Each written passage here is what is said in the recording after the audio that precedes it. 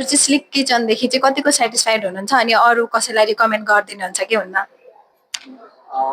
Sleep किचनको सबै कुराहरू फाइनल सेटअप फाइनल फिनिसिङ भइसके पछाडि चाहिँ यहाँ कम्प्लेन गर्ने र यसमा कुनै पनि दुःख मान्ने कुरो चाहिँ मबाट छैन अहिले।